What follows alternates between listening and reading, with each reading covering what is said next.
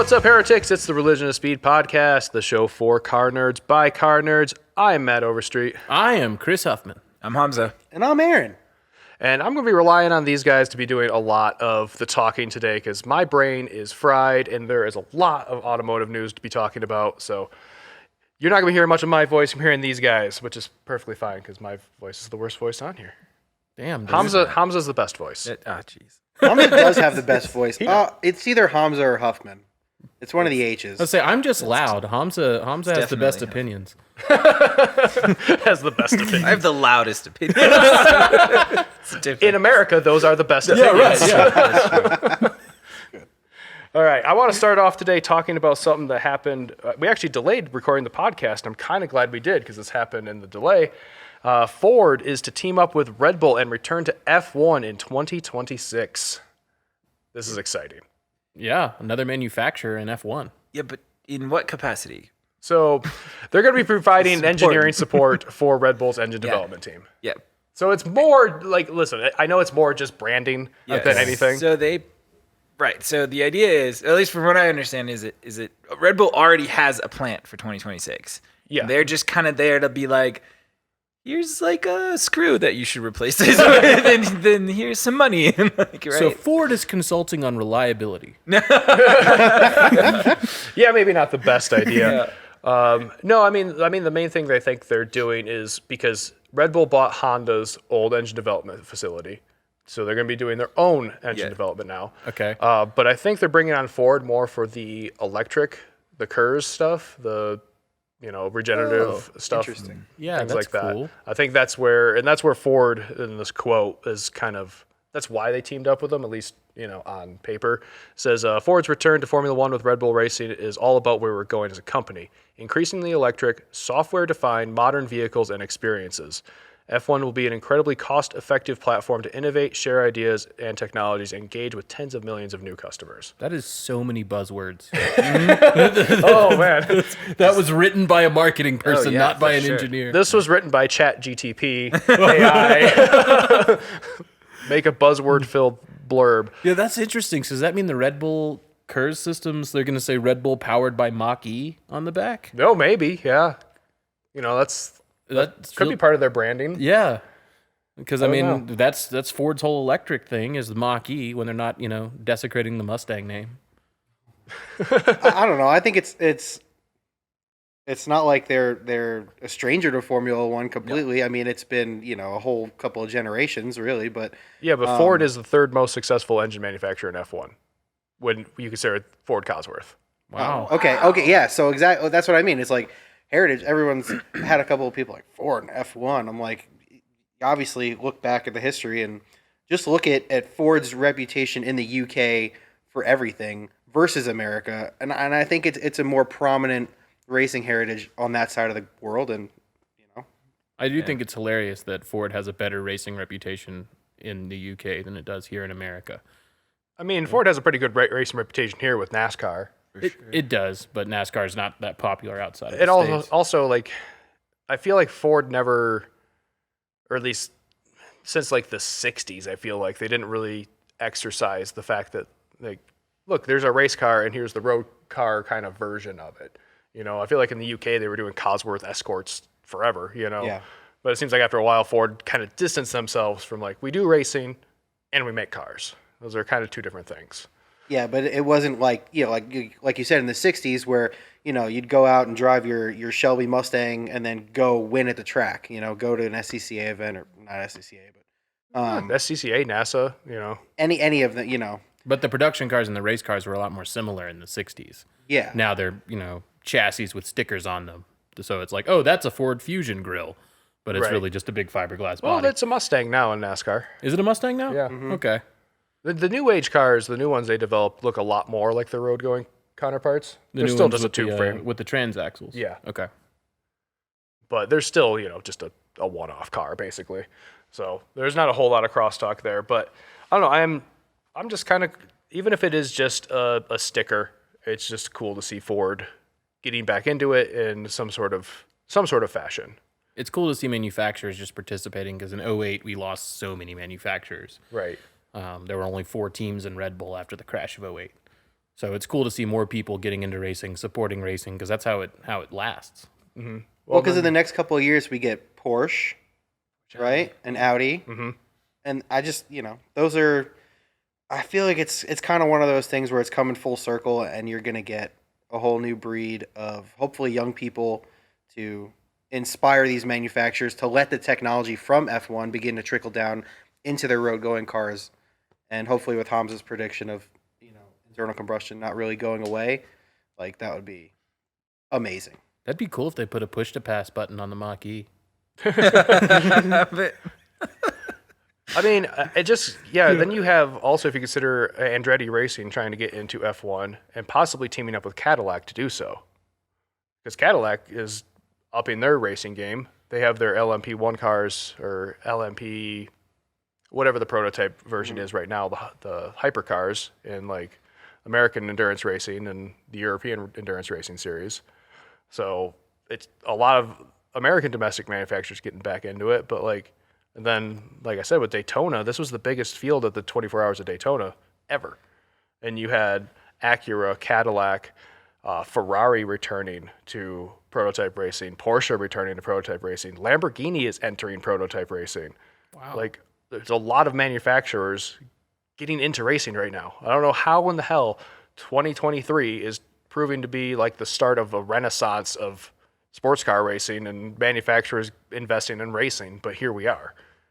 yeah, it's how do you get kind of like your layman excited about cars again, right? I think that's something that's really disappeared from production cars over the last 20 years is we've just had these like you said, like we do racing, but we do cars, and those things haven't existed together. And I think that's really what's taken away from that's why we see so few manual cars, right? That's why we, not that I think obviously I recognize the having a sequential automatic, It's crazy faster. I get it. Yeah, I'm not trying to say that, but there's no that kind of your brain isn't making that contact for like the normal person. They're like, yeah, this is just a Ford Fusion. Right. It's not really a race car, or this is Right. that's why we're kind of seeing where they're using like and I think as a marketing person coming from marketing, I think what Ford did with the Mustang Mach-E and using that as a brand of its own, like this is our cool like sports car that we make. Let's change this into a sub brand and build something that people can get excited about. Let's utilize that fame. That recognition. the pedigree, right? That they've Pedigree, had, that's a good right? word. So I think we'll see a lot of that, and I think, for what it's worth, I'm pretty sure GM will come through and start with the pushing Corvette more. brand. Pushing more kind of. They're doing it with Cadillac, but It is the Cadillac brand. Cadillac to do is so. turning into its own kind of brand too, right? Yeah, they're really trying to move Cadillac upscale, and I think But for what it's worth, they designed some beautiful cars, I think. But they're on the outside. on the outside, On the outside.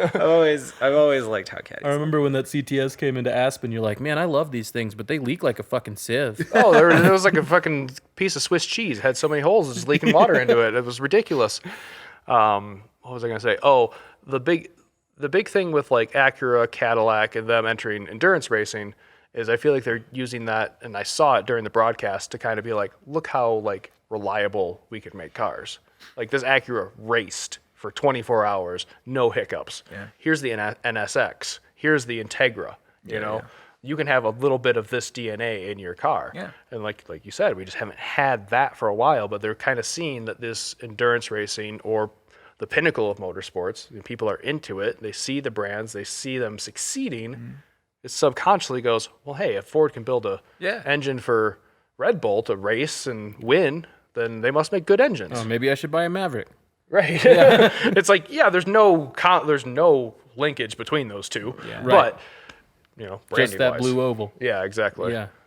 It's like that old. Used to be a Honda commercial where they talked about how they built F1 cars, and it showed a bunch of like Honda Odysseys going through like a McDonald's drive-through, but with an F1 exhaust note. And it's like, our racing heritage is in every model we build. And it's like, sure, the J Series has a lot of F1 technology. Yeah, I'm sure. But they recently ran a campaign that was very similar to that, where Really? they did, and it was like there was like dirt bikes and all this stuff, like all this like motorsport stuff, and then it like ended with like, I think it was like the 10th Gen Civic or something riding on the highway, and I was like, it's the same idea, I think, and I think we're gonna see more of that, especially because there's a push to get back to combustion stuff because we're seeing we're seeing electric cars failing all over the place. Semi-trucks, the Tesla semis, obviously there's a push from government types to kind of get into that and away from combustion engines, but combustion engines are like the most efficient they've ever been. And I mean, we really figured them We're out in at the this final point. days of old technology versus EVs, which are the first days of new technology, and it's never as reliable. Yeah, and we're sitting here talking about the GR Corolla almost every podcast. Yeah. It's a 3-cylinder, like 1.6 liter that's making 300, like 100. You guys, 100 horsepower per cylinder. And it's a insane. 1.6. They're not even big cylinders. No, yeah, that's crazy. And so, I think we'll see a push from manufacturers, kind of if it is a last hurrah. I don't know, but I think we'll see a push from manufacturers. All right. I have no transition for this, but I just want to move on and keep going here because we got a lot to talk about. And I want to talk a little more about Jay Leno. And somebody needs to keep an eye on this man because we talked about him, kind of setting himself on fire, working on some old car. He set himself on fire with gasoline working on a steam-powered car, which I'm still unclear on the logistics of how that happened. I didn't look into that. But a couple weeks ago, he also crashed his motorcycle and broke a bunch of bones. Oh, shit. So, where was this? It was a 1940 Indian motorcycle. He had just tuned it up and was taking it for a ride. And I guess he was in some parking lot and somebody had strung a wire across an entrance gate. No. And no sign on it or anything and just ran into it. Can you imagine if you're the person who strung the cable that clotheslined Jay Leno off a classic motorcycle? Right. Yeah. That person's not coming forward. Yeah. Jay Leno, in response to Review Journal asking him about it, he said, that was the first accident, talking about getting burnt.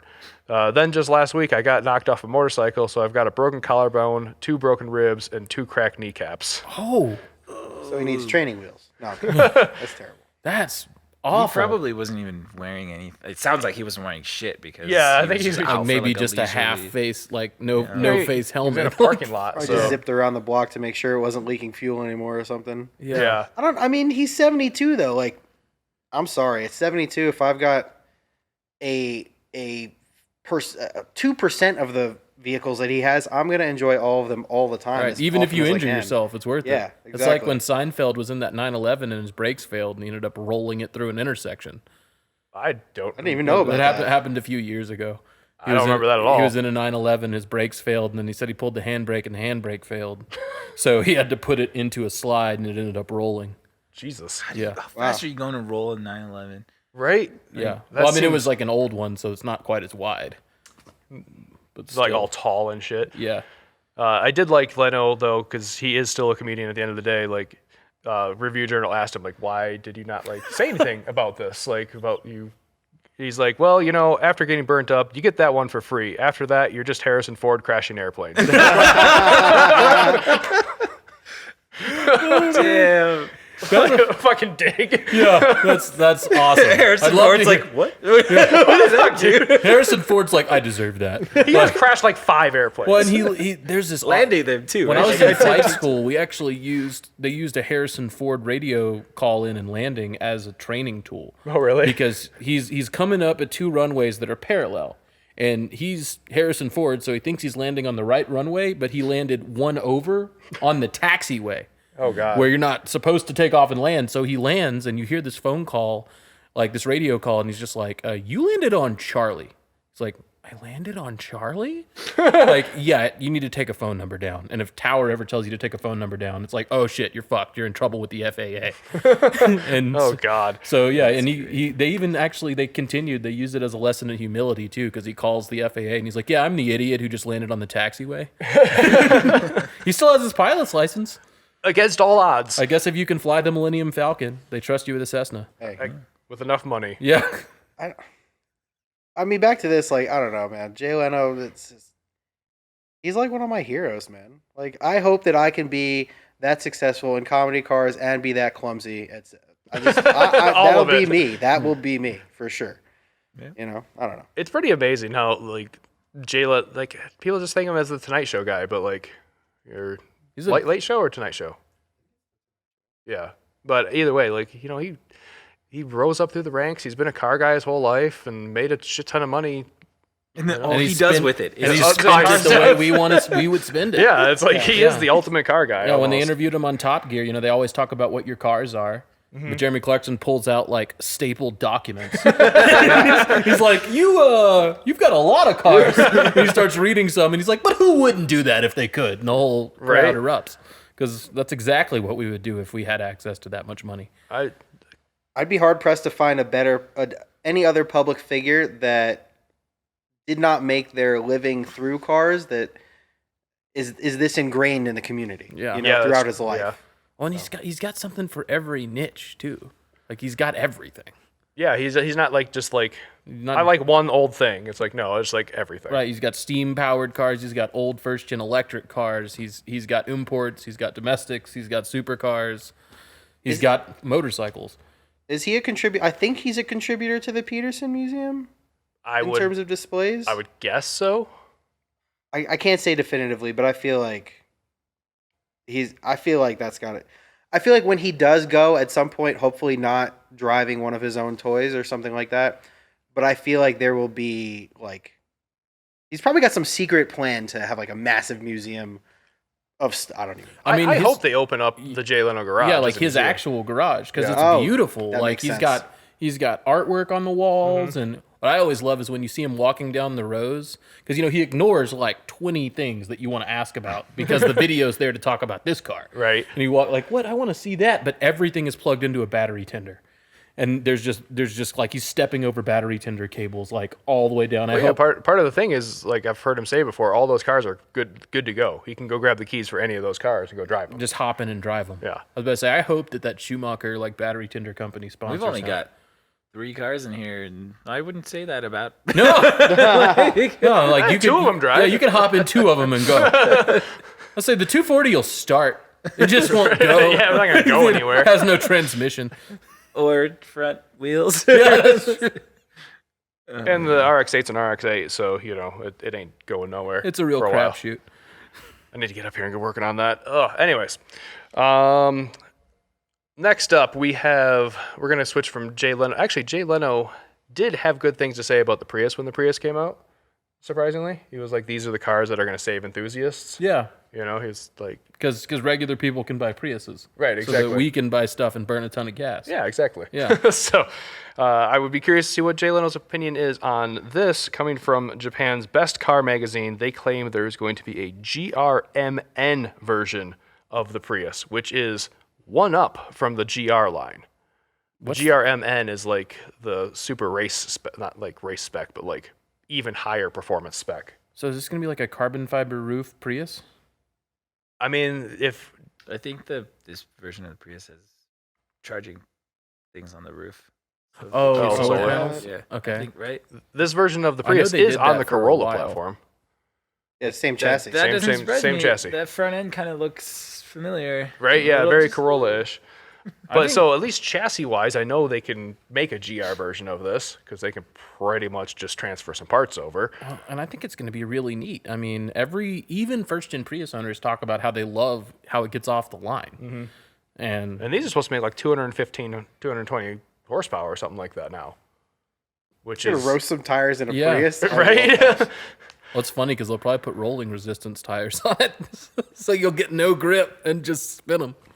Now this is coming from, like I said, Japan's quote-unquote Best Car magazine. That's actually the name of the magazine. Oh, cool. Which is very difficult to search for in Google, by the way. What's the best car magazine? Japanese best car mag. Even Yeah. that doesn't really. No, it doesn't. It's like, here's a bunch of Japanese magazines. You're like, no, that's not the one I want. Because I wanted to try to find more info on this, but I could not find anything. Google was not helping me. But I do know that magazine is known for just like saying shit. They do predict a lot of things correctly, but they also just kind of throw out rumors a lot. So this could have just been a render that turned into news. I mean, there wasn't even a render. This is just a regular Prius. That's just a Prius. Yeah, Okay. so Just a rumor that turned into news. yeah, exactly. Well, I mean, sometimes, yeah, people just they manifest it, man. They just It's like snakes on a plane. yeah. They rewrite the whole movie just because of what fans wanted to see. Oh my god. I mean, if it does get like the 3-cylinder setup with a hybrid, that'd be crazy, wouldn't it? Yeah. Even if it's detuned. Yeah. You know, Like, because it would still make 250 or something Right. like crazy. Like, could you imagine a Prius with 250 horsepower? that still gets like 45, 50 miles to the gallon. Yeah. I'd be like, okay, that's my daily. Like, it's not too boring, but it's like still economical. So, It would be really funny to see a Prius down at Track Attack. I've thought about it before. Yeah. We've seen Leafs. Yeah. We've seen Leaves, we've seen Teslas. Yeah, well, the Tesla doesn't surprise me, but the Leaf really was hilarious, and also the electric Justy. Oh yeah. Yeah. The electric swap Justy. That Yeah. thing is a That was cool. He has so That's a many project. batteries It was a back project. there. Homemade for sure. Yeah. That was really cool to see though, because you walk up to, you're like, what is going on here? You just see a bunch of 12-volt batteries in the back. Got just enough power. Oh god. Okay. just enough. I wasn't prepared for this. All right. Anyways, I am so bad at transitions today. Just got to get through this. Powering through the podcast. Ripping off that Band-Aid for you. Yes, exactly. This one I thought was interesting. We've talked a lot about the car market and stuff like that.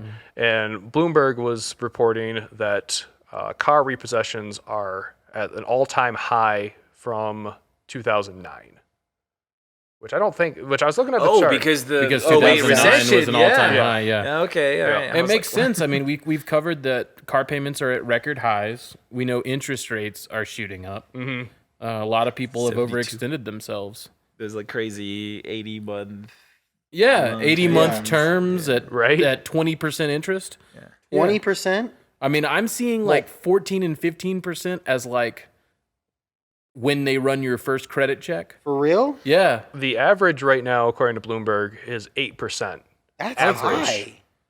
Across the nation. So the people with really bad credit are paying 15 plus. Yeah, they won't even give me a car, but that's another story. I mean, that makes sense. Like, my wife's got great credit, and I think they were even giving her like ridiculous numbers, and we were like, I'm not buying a car. Like, this is stupid. Yeah. I mean, I think when you combine the super high car payments with essentially a lot of car owners who have gotten away from wanting to maintain their cars, right? Past a certain point, past the point of the dealership, whatever they paid for in their package. Yeah. And then they do like come to a repair shop for the first time to do like some major maintenance. They're like, oh my god, this is crazy.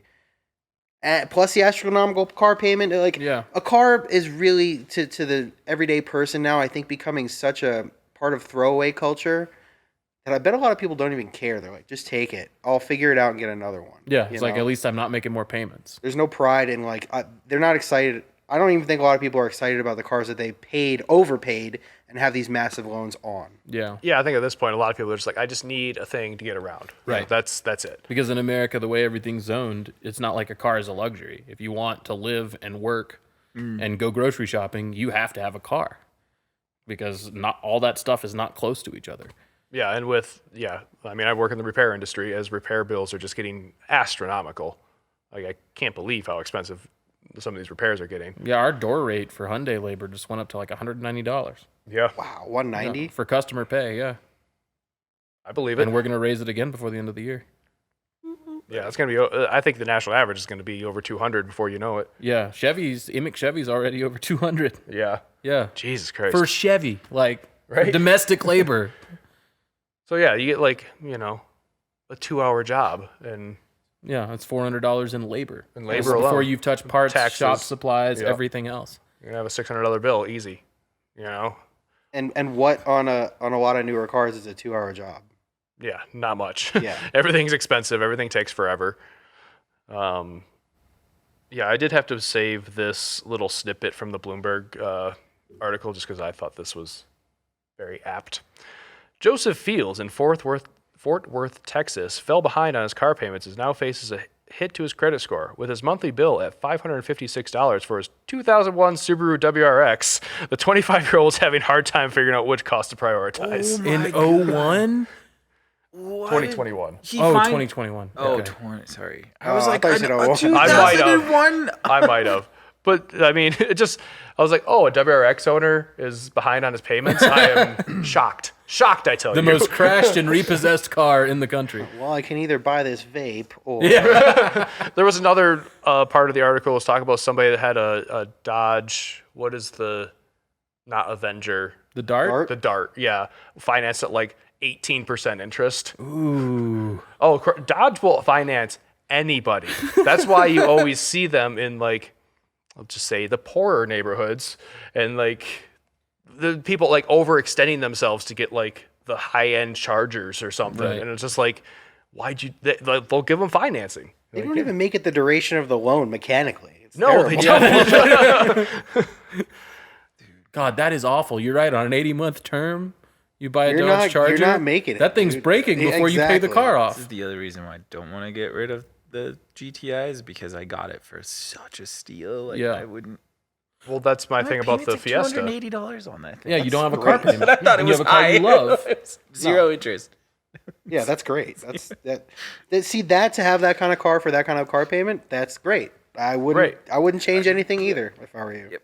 Yeah, that interest rate, you literally can't beat it. No, you literally 0% forever. Yeah. Thanks, VW. Go ahead. Yeah, Also, and it's like we were talking earlier. It's like, oh man, maybe I could get a GR Corolla, but at these interest rates, Right. yeah. even if I did sell all my cars and half pay off the car, it'd still probably be a $500-$600 freaking payment. So we're all getting motorcycles, right? Yeah, exactly. My legs do not reach the ground on motorcycles. We're gonna lower it. You've seen those little mini bikes the kids are rolling around on, right? Yeah, I could get the a ones pit that aren't bike. street that's legal. That's my size. Yeah. We'll get you a Grom. It'll be fine. I would love a Grom. Yeah, I've Groms looked are at great. Groms and monkeys like several times. But this next story is kind of sad. I should have linked these up better because this would have been a good one for the Prius bit.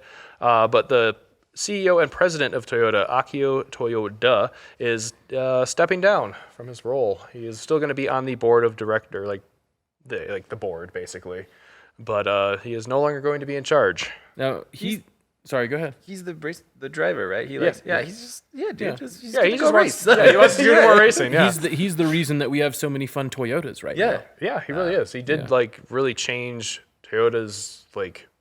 They were the boring car. They Yeah. were the boring manufacturer that made reliable cars. Yeah, And coming now- out of the 90s. Yeah. They got really boring really fast. Yeah. And now we have the 8.6, the Supra, the GR Yaris, and Corolla. He couldn't stay in long enough to give us an MR2. No, I don't think that's ever happening. I would love to see a 4th gen MR2. Uh, Like, you'd have to work with Lotus and charge way too much for it. yeah, that's the thing. It'd be way too expensive, I think. But it's good news that Toyota isn't just going to become another like boring. We're not entering another boring era. He is being replaced by current chief branding officer Koji Sato, who has been in charge of Lexus and Gazoo Racing since 2020. Nice. Sweet. Awesome. So the guy that Good was heads, in charge good of Yeah. Gazoo Racing, The guy who put all the letter And there's F's been in some Lexus. crazy Lexus cars Yeah. that have come out, which I don't think gets talked about enough. but, No. no, it really doesn't. Lexus kind of flies under the radar yeah. still. I think it's just because they're so out of reach for a lot of people, but there's still like this Japanese, right? It's like when Mazda was like, "Oh, we're gonna try and be a luxury brand." You're like, "Are you fucking kidding me?" Like, why? But anyway, God, I love some of the way the Lexus look and the Yeah. power that they put out, and you can get these great all-wheel drive cars that are just badass. Even the old ISF. Like, I mean, it's over a decade old at this point when it first came out. 400 horsepower. I drove one of those around road Atlanta. I stopped looking down after 140 on the straight. Like, those things move. And I was really impressed. I was like, I'm very, very comfortable. And the sat nav keeps telling me to turn left on the highway because the racetrack goes under the highway. You get on the highway. Yeah, but it was just so it was a very comfortable place to be, even when you're throwing it around. Toyota as a brand catches a lot of flack for not keeping up with like the Tesla fad and all that stuff. But I think in the quest for carbon neutrality and ultimately coming out on top, they have the long game, and we're going to see a point where like, okay, it was worth the wait. And I think just seeing the new Prius is kind of the, cracking the door open and beginning to explore. Like, okay, they're in it for the long haul. That's who I'm putting my money on. I mean, they're behind on sales on technology a lot, like you're saying, but their sales numbers are always number one. Even when you could go to Nissan or to Subaru and be like, oh, this car has more features. This car does more, but the Toyota will run while that car's broken. I definitely feel like I see a lot, like as far as like trucks, like how many Tacomas and Tundras do you just see on the road? Tacoma's all like the time? official vehicle of the state. That's true, yeah. Like, and it's funny because you'll always see like these big ass Tundras with like the USA sticker on the back, and I'm like, that's a Japanese. That's a Japanese. Yeah, it's like so you like American stuff, but you're not gonna buy American, not for your truck. Anyway, They're smarter than that. This is wild. This happened last night. So I'm talking to another comic, and he was talking to me about Toyotas and how he wants a Supra. Doesn't know the difference between all the generations, whatever. And he's Just talking wants about how much any Supra. he's like, oh, I love Toyota and this and that. He's got a Tacoma. And then he pulls up his pant leg and shows me a Toyota tattoo. What? And I was like, you're like a redneck, dude. What? He's like, I love Toyota. And he's like, I want one of them Centuries. You know, them V12 Centuries. I was like, what conversation am I having right now? But yeah, I don't know what a Century is. it's a big luxury V12. No, I know, yeah. but like, how does he know that? Okay, you know? yeah, Like, yeah. I was surprised too. I was like, he pulled up his pant leg. I'm like, you have a Toyota tattoo? Yeah. So I don't know. But it's funny because you're like, that's total redneck behavior from the South. How many people pulled up a shirt sleeve and had a Ford Oval or a bow tie? the or bow tie a with the American flag in it is That's yeah. like. That's how you know you're in the bad part of town. You're like, shit, I gotta get out of here. Yeah, he went on and on about, I can't wait to get a Corolla. I want to get a GR Corolla. I want to get. He's like, I'm a Corolla guy, and I was like, this is the weirdest. There's no such thing, my friend, that we're having right well, now. now there is. Well, I'm a Corolla guy. I've been a Corolla guy forever. I think everyone on this couch, maybe I don't know about you, but I think we're all kind of Corolla guys. at heart. I'd say, I think, have we all owned a Corolla? I've owned a Corolla. I've owned a Corolla briefly for a month, but I still own one. Yeah, that still counts. I own an 85, but and I had to push it more than I drove it because that was a total turd of an AE86. But it was awesome when it ran. See, I had two AE92s, and they were giant piles of shit and never let me down. So, yeah, I love those cars. I'm a big Corolla fan, of course, but like, it is weird that, yeah, it's just random people are into that. You know, because like you said, or like you were saying, for a long time, they were just boring cars. Yeah. But that's kind of when I got to like really appreciate those things. It was when I got into the industry, and I was like, these things just work. Yeah, they're boring, but they just work. Right. And also, they don't have to be boring. Even more modern Corollas, like you put some suspension on them, they're good chassis. You know, and you can have fun with it. They just don't make power.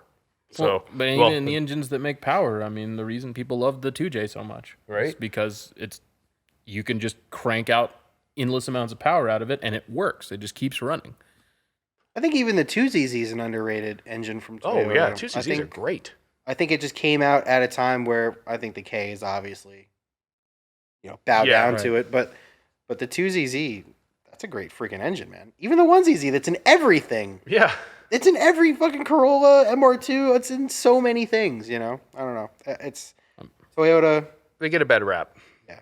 But to our point earlier about like Toyota being like kind of like behind the ball on technology. Yeah. It's like, yes, they are, but Toyota also has very high standards. and they're also kind of So they don't want to half-ass something like Nissan did. just like you're saying, like they've like if it ain't broke, don't fix it situation. Where like they built, what was that thing you told me in I think it was in South Africa? They built like the Corolla to like 2006, that same body style. Oh yeah, the A92 kept going for like ever. Yeah. Really? And so like same Yeah. thing with this.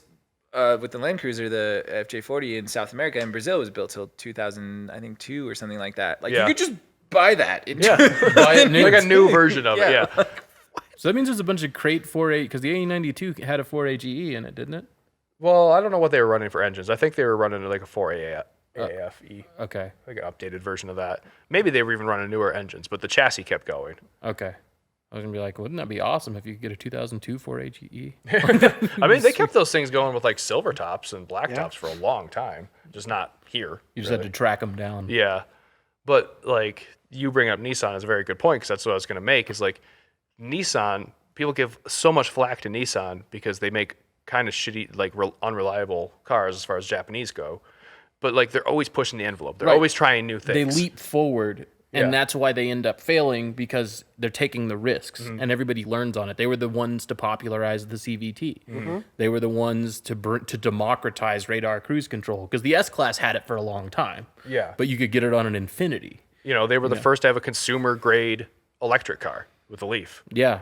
They didn't like It you didn't wasn't- have electric cars before that. Right. You had to spend a lot of money. Right. Yeah, and I think Toyota sat back and went, there's, especially with electric stuff, and like, I think their board went, there's still a lot of stuff to figure out here. We can't build a Toyota to our reliability standards Yeah. like this yet, so we're not going to. Yeah, we're seeing electric cars just catching fire Yeah. left and right. Right. Hyundai released that PSA last year. It's like, don't park your EV in your garage because we don't want to pay if your house burns down. It's insane. That's insane. But Toyota will be. It doesn't matter how long it takes, but when they're going to be the ones that get it right, and that's They learn from everybody else's mistakes. yeah. Yeah.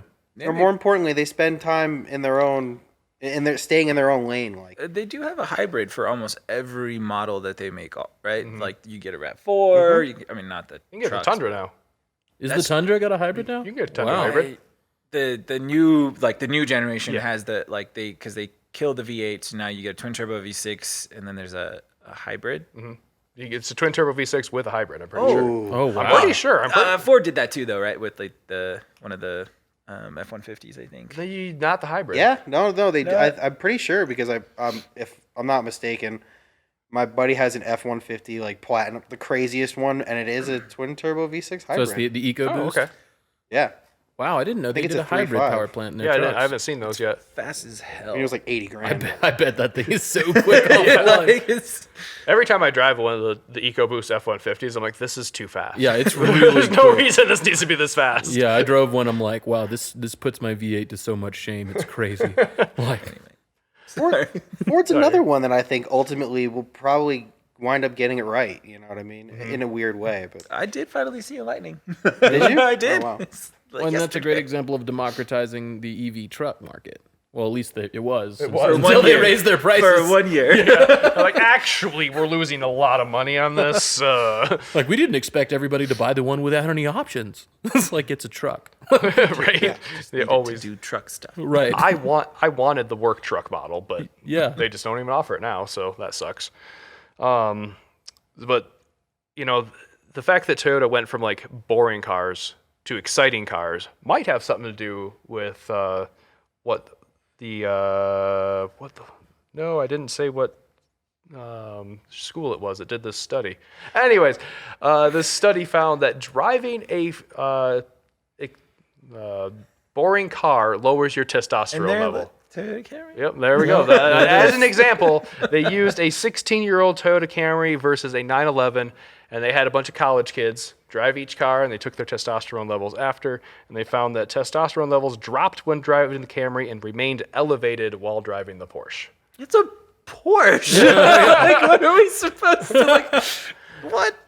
But I mean, yes, it's exciting, but it's kind of interesting that it does actually do testosterone levels. It is wild, the studies they've done about testosterone like that. Because they've done one study where if you even see a gun, like you don't have to touch it, but if you see a gun in a display case, that elevates your testosterone level.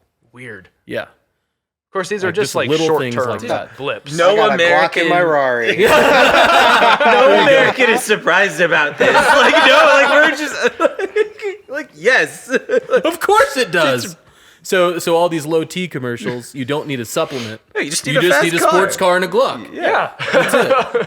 I feel like I need a sports car with my I don't have enough testosterone. I have to have a sports car. That's There you go. That's it. Do you think we could start getting sports cars from like as a prescription? Like you can get support dogs. Like so, I need a sports car to raise my testosterone. We can get it like subsidized by the government.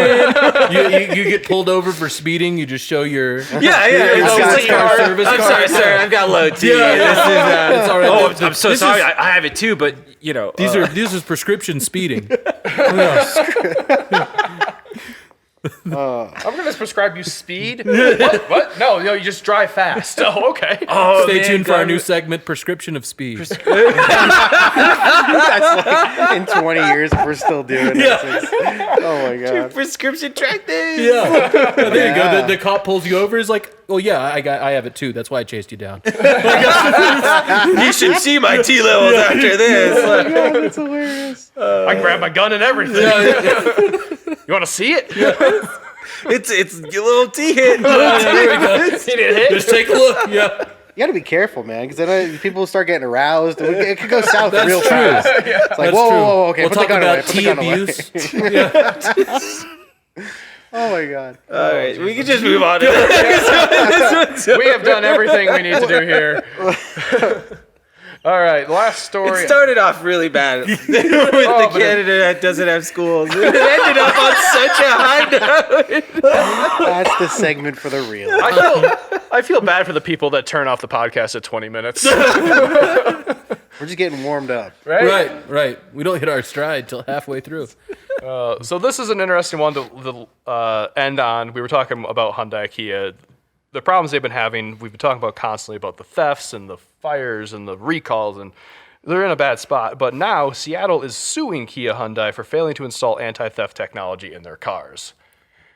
This has been kind of crazy. I've seen a lot of theft recoveries come in, and it's so there's been a TikTok challenge to steal Hyundais. Wait, what? Yeah. There's a That's where it TikTok started. challenge. Yeah, that's how this got so popular. The Kia boys. Yeah. Is that what they call themselves? Yeah. The Kia? That's fucking hilarious. So yeah, I don't know if I've mentioned this on the podcast, but about a year ago, someone hotwired 2 Hyundais inside our lot that was locked. We talked about Yeah, and they couldn't get it out, so they hotwired just a third one because they're that easy to hotwire, No. and then smashed it into the gate over and over again until it rammed down, and then stole the other 2 cars. But you're right, it's not hotwiring. Okay, yeah. Technically, although Fox News would have you believe that it's cell phone based hotwiring. Yeah, because the whole thing was that you could start the car with a USB cable. Right. And Which- that's using it as a handle, Yes. Right. It fits over the little thing, and you can turn it that way. as long as you knock out the mechanical portion of the ignition cylinder. Yeah. But Fox News, these 60-year-old By the way, Fox News viewers, go we're ahead. just telling people how to steal Hyundais at this point. Everybody else has already done it. Listen, We're like late to the game A here. 2-second Google, and you're like, oh, that's how they do it. Yeah. You don't even need a Kia to steal a Hyundai. Yeah, Wait, what well, about that's- push button? So the push buttons are safe. Okay. Ish. They're safer. They're as safe as any other push button. Yeah, these are only ones with old school key ignitions. Right. And those keys don't have any chips in them. That's the main problem. Right, because Hyundai's not going to spend any money on the base models. So they've got these immobilizer kits that we sell at the dealership now. Sell, not give. So if you're worried about your Hyundai getting stolen, you come give us more money. Yeah. And we can put an immobilizer kit in your car. I think we're going to see the recall because that was part of this Seattle suit is from Seattle City Attorney Ann Davison. It's become a public nuisance because they know they have chosen to cut corners and exclude anti-theft technology, which is a universal in almost all auto manufacturers. And she says the important push here is to get the recall so the vehicles can be fixed and put anti-theft technology in those vehicles for consumers. Right. So that they're actually bringing these in and they're covering the cost. Right. And Hyundai's got a ton of recalls. What's one more?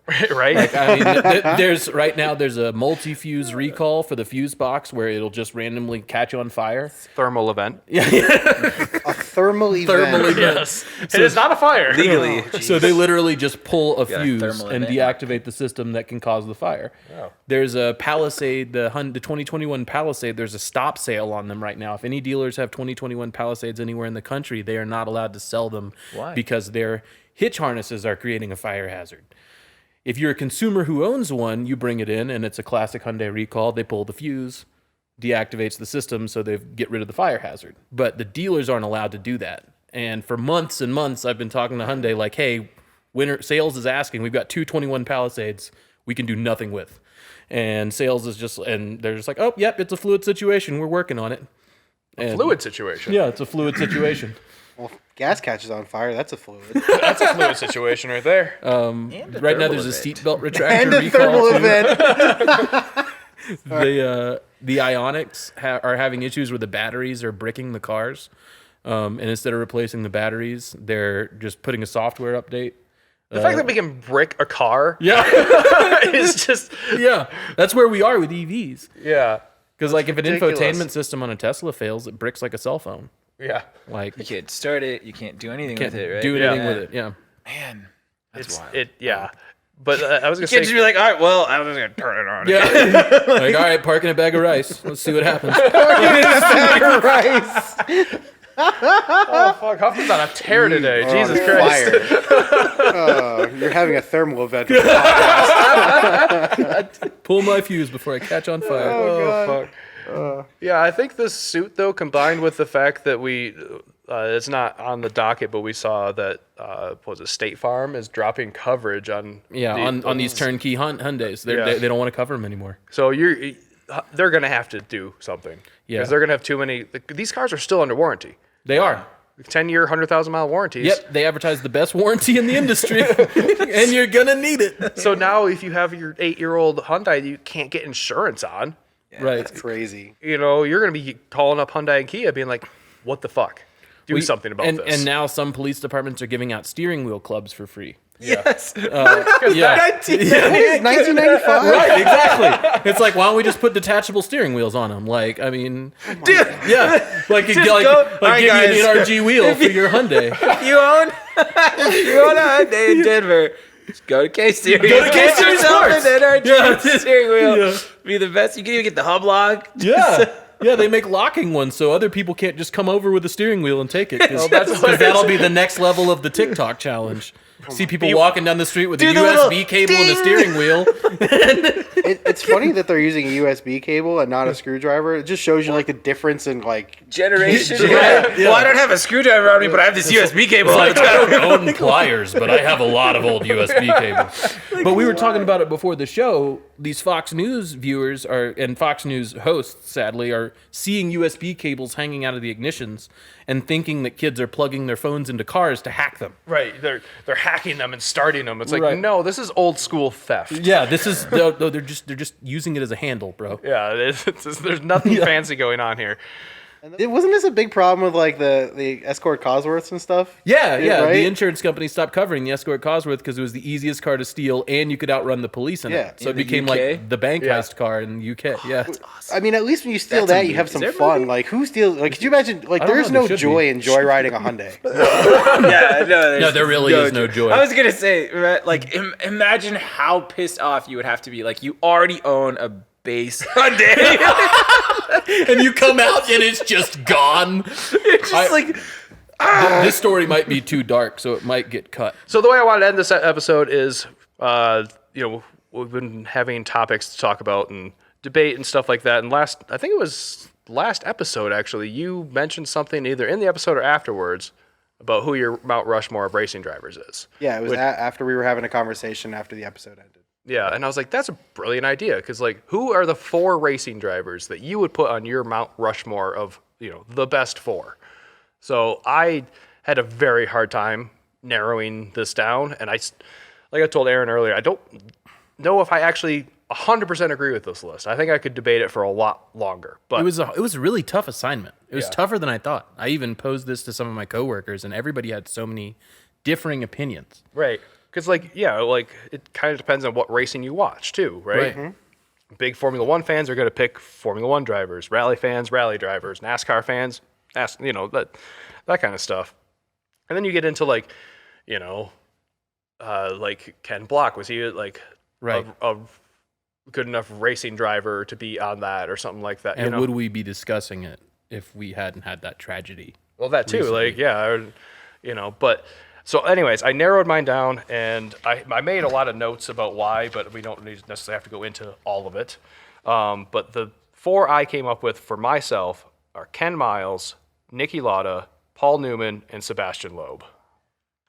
Wow. Oh my God, you got 2 of my 4. Yeah. Yes! you got one of them. Holy shit, that's awesome. I was worried we weren't going to have any overlap. Yeah. You got 2 of my alternates. Yeah? Yeah. Okay. That's Crazy. awesome. All right, should we do? Let's go go through around. everybody's, and then we go back and talk to them. Yeah, Or yeah, do you let's want do that. Yeah. all right. So mine were Sebastian Loeb, Paul Newman, Keiichi Tsuchiya, and Sebastian Vettel, Okay. youngest F1 champion of all time. Yeah. All right. Okay. All right. So mine are Michelle Matone, Niki Lauda, Lewis Hamilton, and Stig Blomqvist. Okay. Ooh. Yeah. All right. I like yours. That's very different. I had Jackie Stewart, Ooh.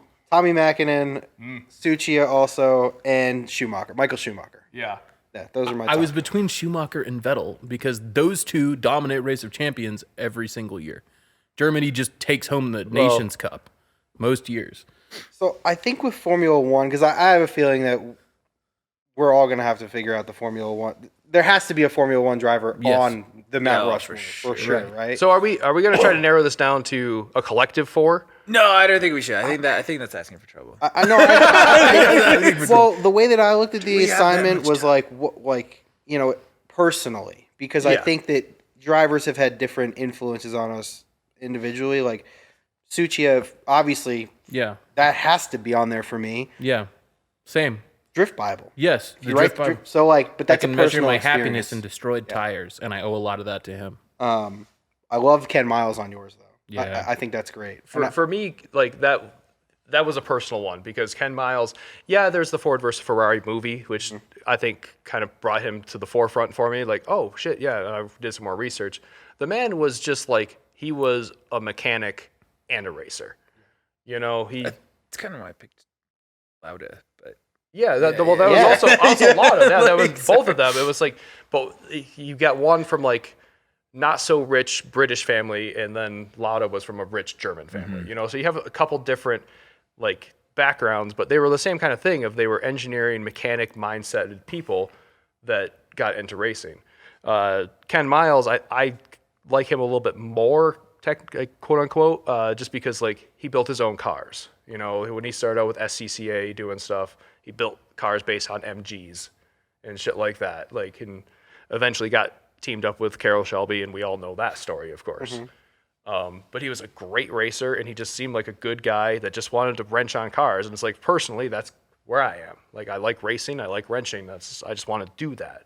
You know, like the quote that I have on here from Ken Miles just kind of sums it up. He says, I'm a mechanic. That's been the direction of my entire vocational life. Driving is a hobby, a relaxation for me, like golfing is to others.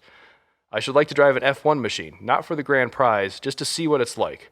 I should think that would be a jolly good fun. Sounds like a blast. I can't say that in his British accent, but yeah. Yeah, that's he was on there for me as an alternate. So, and if you want to go in terms of like someone who's an engineer and a racer, I think it would be worth mentioning Colin Chapman and Bruce McLaren also. Yeah. You know. Yeah. I think Colin Chapman was more the engineer side. Yeah. You know, he did race, but Yeah. That's why he didn't make my cut. yeah, he was better at being an engineer than he was a racer, you know. Where Ken Miles and Niki Lauda were great at both. So would you put pre or post burn on the face, Niki Lauda, Right. on the mountain? Post. Post? I think. Yeah, and just do the one side. I don't know, because that was the other thing. He was just like, on the mat, like physically. Yeah, Sorry, I Which thought you were one would asking you me, like, chisel into which- the rock? Yeah. Oh. Yeah. God, that's fucked up. well, it is, but also, But it's also, that's a career-defining wreck. and that was the other thing I like about Niki Lauda. Like, he crashed and burned literally in that F1 race at Nürburgring. And was then back 6 weeks later He got Yeah. back in the car. to go Yeah. racing. And he never, like, made a big deal out of the fact that, like, he was kind of disfigured from it or anything. He was just very, like, he's German, you know? He's very just like, this happened and I move on. Yeah. You know? Like, I And feel that's like what they those did with burns are World War a lot of his part of his character. yeah. Yeah. What'd you say? Nothing. Read it for the class. I think you should. I said that's what they did with World War II. This happened, and now we need to move on. we're done with it. All right, we lost. Can we stop talking about it? Thank you. So, I mean, kind of in relation to Niki Lauda, I think the reason I went with Jackie Stewart is because of his advocacy for safety. And I think that really, without someone like him, you may not have Formula One to like now. Yeah. I think he's a big reason Might for have the gone down the survival. Group B route. Yeah. It just, Where it we was can't- just too dangerous. Went away. we can't do Yeah. this. Well, and yeah, and they talk about that every time there's a big wreck. What was it Fernando Alonso? They got hit by a suspension component from a car in front of him. Is that when maybe they about 10 years ago? implemented the halos? Yes, yeah, and they implemented that because they were talking about stopping open wheel racing because of that.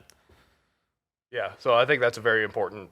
Yeah. Yeah, they've a lot of influence on the racing world with the safety stuff. I thought about Lauda, and I was like, well, you know what? I don't know if we'd still have Formula One without Jackie Stewart. Yeah, no, that's very true. And then I was going to put Lewis Hamilton on my list, possibly. I was between him, Vettel, and Schumacher. For me, it was because I didn't really start paying attention to F1. Which is weird because how did you not pay attention to F1 in the 90s, right? Like just being from Europe, and that was like a really big thing for me and my cousin, who was the only other person that I knew at that time when I was a young kid that was into cars. But like I didn't really start paying attention to it until like it almost turned into this like big kind of. It's almost kind of like how the NBA is, right? Like you have these like huge stars, and they're just like big, like larger than life. And I just feel like Lewis Hamilton is kind of that. Like he's this. Yeah, he is. Like in Lewis Hamilton, I don't think anybody can deny possibly the greatest F1 driver of all time as far as drivers go. Yeah. And I know a lot of people don't like his off-track personality, but a lot of that is weird right-wing racism. But like there were people that showed up. This was like 3 years ago. There were people that showed up to a race wearing blackface, with Hamilton signs Jesus. in Europe.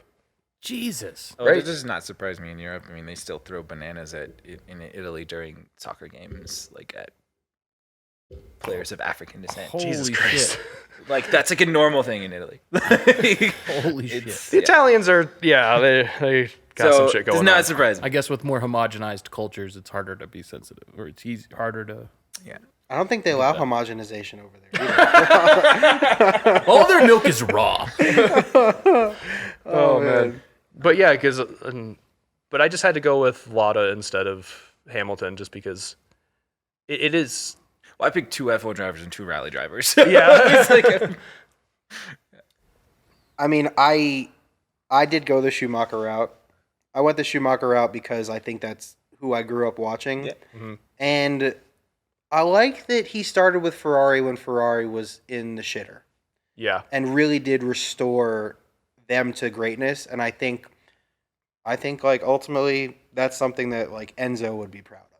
You know, hey, he brought that prancing horse is gonna be at the forefront of the pinnacle of motorsports, and he's someone that brought it there through raw talent. Yeah. The only thing I would complain about Schumacher is he had this, like, he would do anything to win, but sometimes he would do shitty things to win. He once crashed out a guy in the first corner because, like, all that had happened is that guy had not finished the race. He could also not finish the race, so he's just like, yeah, crash you out. And it's like, it's a great strategy. It worked. It got him the championship, but kind of shitty move. Yeah. But also, like, when you're at that level, Yeah. and Literally billions of dollars at stake. and it's like, are you going to take that risk? Like, here's a way out. Like, Yeah. it's a great strategy, but But if you were the other guy, you'd want to murder him when you got out of the car. right, yeah, Yeah. And that's a whole thing of like, what do you want out of F1 as a sport? Win it at a cost or sportsmanship. So, I don't know. but nobody can deny the fact that otherwise, he raced like a fucking champion. I love the Top Gear interview where they like bait and switched him as the Stig. Yeah, He Yeah. comes in dressed as the Stig and takes the helmet off. Oh, I thought he was a Stig for like. Yeah. I was like, oh, that's the Stig. I was like, no fucking way. And Yeah. it took a while to. didn't realize it was a I bit. think I think Ben Collins outed himself because of that, because he wrote that autobiography outing himself as the Stig, and then subsequently got fired because if you out yourself, you get fired Yeah, as the Stig. That's what happened to Perry McCarthy. That's what happened to Ben Collins. yeah. Maybe he was just like, no, he's not getting the credit for this shit. Yeah. Schumacher's not getting the credit for my driving. I'm surprised to see Paul Newman on your list. I mean, he did a lot to promote the sport. He did Yeah. a lot, and he was just an all-around awesome guy by everyone's account. Yeah, I know? mean that's kind of You don't hear much negative about Paul Newman. no, and that's why he got on my list. It was not necessarily for his racing career, although he did do good, but this like also the fact that he was just always seemed like the most humble guy. He just wanted to be there racing. He didn't want to be Hollywood star out there using his Hollywood starness to get special treatment, and like the stuff he did off the track was just insane. Yeah. You know, we all know of Newman's Own salad dressing. Donates everything to all charity. the proceeds go to charity. Like, what was it in They 2000? also make awesome fig. The fig Newmans, yeah, those are good. Yeah. They make good pizzas too. I love I fig haven't had their Newtons. pizzas. Yeah, There's a Newman's Own version of that. They just call it fig Newmans. Oh, I'm gonna go buy fig Newmans today. They even have great dog treats. My dog loves them. And they also make a lot of vegan stuff. Oh, that's cool. He was one that was an alternate on my list too. I think he started so late in the game, and he drove some really iconic like touring cars, and it just the guy raced till he was almost dead. I mean, I think he did his last race Because he his genuinely 80s, loved right? it. Yeah, his last race I think was at 81. Yeah. because it was the number on his Corvette. It was a road racing Corvette that he drove. He had to climb out the window at 81 years old. At 79, or sorry, no, at 70, him and his team won the 24 Hours of Daytona. Wow. Oldest driver to win at Daytona. That's insane. That's wild. They can't even stay. I guess never mind. All right, it's gonna be a bad Paul Newman joke. But yeah, he's in the SCCA Hall of Fame. He raced with Bob Sharp Racing with the Datsuns. I didn't know this. In Japan, there was a special edition R31 Skyline, the Paul Newman edition. Wow. Yeah, Wow. it was pretty much just like a sticker package more than anything. But I'd love to see a picture of that, though. Yeah. I couldn't really find one, at least for the slideshow. But it didn't. I don't think it was really anything that particular. But the fact is, Nissan themselves saw this guy and his contributions and gave him a special edition.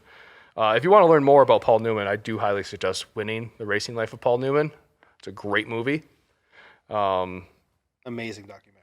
And if you just want to hear Paul Newman's voice, you can watch Cars, because he's Doc Hudson Yep. in Cars. He's Doc Hudson? Yeah, I didn't know that. yeah, it was his last acting gig. Wow.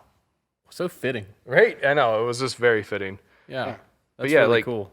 I was gonna say his off track stuff. Like, I couldn't find all the numbers, but like in 2008, Newman's Own donated over $20 million in 2008 alone Wow. in a recession, Yeah, that's when everybody was scaling back donations. right? And then he has the they call it the Hole in the Wall Gang Camp, which is named after Butch Cassidy and the Sundance Kid, I guess. It's from the movie, but for terminally ill children, they go there and just have a good time. Wow. It's like, which has to do with after, if I remember correctly, Paul Newman's son died of like an overdose or something when he was young. So then he went on to like do more stuff with like other children, Like and help stuff. at-risk kids. Yeah. Also, he was just like, he would actually get along with us today with all our liberal agendas over here. Like, he supported gay rights. He wanted to break up big oil companies, and he was conservationist and all sorts of stuff. It just like, if there's a man in this world that like, as far as like I want to look up to as like a celebrity thing, Paul Newman's the closest thing I got. I mean, making me want to replace. He was my top alternate. Now, Yeah. the case for that is so strong. But at the same time, like, I almost didn't put him on this list because it's like, this is the top 4 racing drivers. And I don't know if he was a good racing driver. His image did a lot for racing, though. True. Like, and what is Mount Rushmore if not a permanent image True. carved into the mountains, the sacred mountains of another race? Of another people. Yeah. Yeah. I've been to South Dakota. There's still a lot of heated debate around all that kind of Oh, stuff. you guys defaced the Black Hills. Crazy Horse isn't even done. No, I don't think it's ever going to be done. It's not getting funding. You know? I saw the laser light show. I gave them money. Did you? I didn't go. It was really. I bet it was.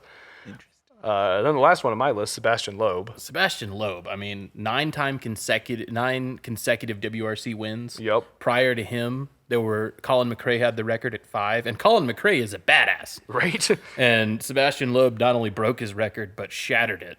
Retired after 9 consecutive wins so he could go to other series to race. Because the FIA wouldn't grant him a super license to race in another really? discipline. Yeah, he wanted to race. I think it was in I don't think it was F1. There was another series like supercars that he wanted to race in, and the FIA he applied for a super license so he could be in WRC and that at the same time, and they denied him. Huh. Well, I know he did some racing because like I took down his records. So in WRC, he had 939 stage wins, 80 total rally wins. Like you said, 9 championships. 9 championships, yeah. Yeah, he won 80 of the rallies he entered out of 184. So that's a good number. And that's not like podiuming. That's winning. top Yeah. of 120 drivers. podiums. Whoa. Yeah. And did you see the video? I mean, it was just a Red Bull cross promo video, but they did a promo video where he came and drove in the X Games as an exhibition match. Mm-hmm. And he beat the entire field by like 10 seconds. Yeah. Like Travis Pastrana was just talking a bunch of shit for Red Bull, and he kind of spun out and a bunch of cars got caught. Sebastian Loeb was the only one who got through. And he just demolished everyone. Yeah, I mean, it's a whole nother level of racer. Yeah. Even it's weird when you see him go over a jump. It's like, I know he doesn't have any control over the car, but it just takes off and lands so gracefully. It's like, I swear he's flying that Citroen. I mean, you can use the throttle and brake to kind of like pitch the car midair. Really? You can use the throttle to make it nose down? Yeah, the gyroscopic effects of the tires. Have you driven like an RC car? On the dirt jumps and stuff? Yeah, well, that's how you level them out. Is you kind of use brake and use throttle? the gas. Yeah. So it's like the gyroscopic, like where something's supposed to remain stable while it's spinning. Yeah, pretty much. Like, well, because I drove Chris Heil. He has a bunch of RC cars. We went out to the BMX track the one time, and you launch it, and if you give it gas, it'll flip backwards, and if you let off the gas or start to brake, it'll pitch forward. Holy shit! So you can actually like do backflips and shit with RC cars and land it. And go. Wow. If you get good enough. It's a huge part of RC racing, is that. So, yeah, I bet there is some sort of level of car control that he has in the air. Yeah, that's insanely impressive. Right? I've only jumped a car a handful of times, and whenever I do, I've never felt in control. I've never tripped a car. I didn't think I would. I was like, what? Wait, you pictured you like the General Lee. I was like, never, what? Oh, no, my truck's been in the air like 3 or 4 times. I was going to say, growing up in the country, where like you'd have crossroads on dirt roads. Yeah. And those would be railroad crossings. Or railroad crossing. Yeah. But where I grew up, it'd be one dirt road would get paved, and then the other one would get, or not paved, but like plowed basically. Graded. So it created like a little crest. Yeah. So then the other one would get this crest, and there's one road, and it was just like every time he's. Wow. How I didn't die when I was a kid is beyond me. This was a Chevy Lumina, by the way. When you're off-roading, it can happen a lot, too. Reference my Chevy Lumina again. It's been a while. Too many episodes since the Lumina's been I haven't given the Lumina a shout-out in a while. Yeah, that thing's not airtime, man. Now, one time I was just driving down the road, and I didn't realize this crossing was going to be so severe, and all of a sudden I'm in the air. And then I just landed on the pavement and kept going. I'm like, sweet. F-150 for the win. But yeah, I mean, that's pretty much all I want to talk about with my 4. I mean, we talked about Keiichi Tsuchiya created drifting as a sport. Yeah, I was gonna say, what was your drive to put him on your list? It's because he created drifting. Yeah, because drifting is a sport because of him. Because everybody told him he was driving the wrong way, and he just got a bunch of people to drive his way. The wrong way. Exactly. Yeah, I just feel like he is the ultimate in car control. I feel like that man can take any car, any chassis, and just put it in any position on any piece of pavement or otherwise that he wants. Well, and if you see him mess up, he has the best attitude about it. I remember I saw him like spin out in an S2000 once. He's like, even monkeys fall from trees. And he just slides around the next corner. Yeah, I mean, Drift Bible, I downloaded that from like a Napster or something, like when I was way too young, or LimeWire. Yeah. And I was like, and it just, the way he shows you how to use each chassis and all the different techniques, not to mention best motoring as a series. Those are my favorite videos to watch.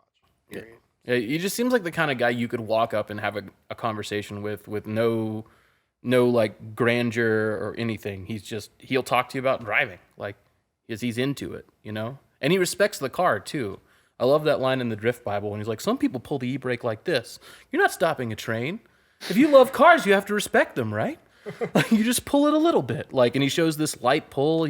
On Drift Bible, he put a brake light on the outside of the car so you could see when he let off the brake or when he was on it instantly.